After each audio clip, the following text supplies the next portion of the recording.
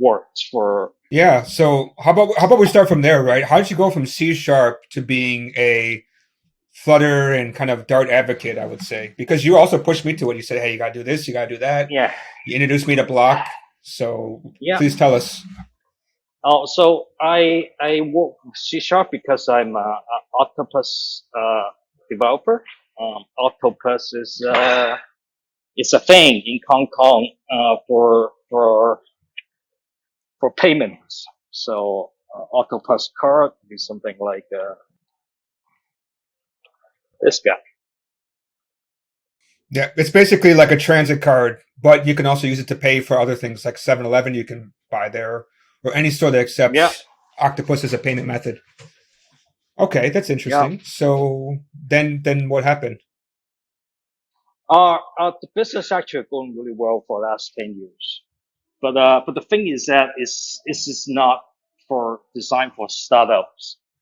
But I picked up my skill as a defensive programmer from Octopus because there's lots of document testing, like widget testing for the device and the system. How stable is your system? How well the device interacting with the system, and how's the hardware requirement, right? So I've been doing it for so long, and I know pretty much like how well the device, what's the limit of the device, and how will it play, right? And I think I have a pretty solid background on the hardware and the software development. But I was thinking, I might just pick a startup for Octopus, right? That sounds like a great idea, right? Well, once you get through actually to the stages, kind of bored with the work, you're probably thinking about, oh, I should make a startup with my C sharp skills. Uh, and then I go to hackathon. I go to hackathon to try to grab a better understanding like what people use, right? But I realized that after a couple hackathon, they just no one doing like Windows .NET framework for a startup. So I realized that it just doesn't work, right?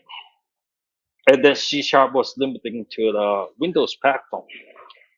It was very tough to actually get away from Windows. ADO.NET, .NET 7.5, 4.5, and all bunch of technology that were designed specifically work with Windows. So Azure and other things. Then I searched online and watched some YouTube, and one day just the guy show up. His name is Matt. He's just so good. He talks about how do you build a very unique UI, or at that time, right, very fancy, very well constructed UI. I was like shocked. Wow, this is really good. This is exactly what I'm looking at because I'm suck at the GUI, and I cannot Yeah. work on Adobe XD. I mean, I don't have the graphic skills. I'm just not able to do it, right? And then I picked up some like documentation from Flutter original website, and then I was hooked because the document it's just so good. I mean, seriously, because C sharp in Windows, everything you have to make a guess. Their code source, they're undocumented, and they follow certain rules, but they got like thousands technology, right? They got Rust, they got just tons of information, the PF, and all kinds of stuff. It's just very complicated. But for Flutter, it's just two things. Dart, the Flutter itself. The Flutter itself actually is a canvas. But the thing is that Dart is so simple because they simplify things the primitive. The primitive will be something like, oh, we used to fit invert to for like 64 and other crazy numbers. And now we just go for like number, double, integer. That's it. Because they were designed for people actually interpolation with other frameworks. So they was basically saying, hey, this is more generic, but it's just easy to work with.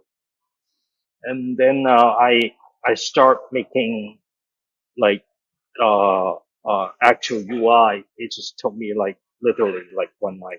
I just got picked it up. So that's pretty much how I got from C Sharp, Windows, and then go to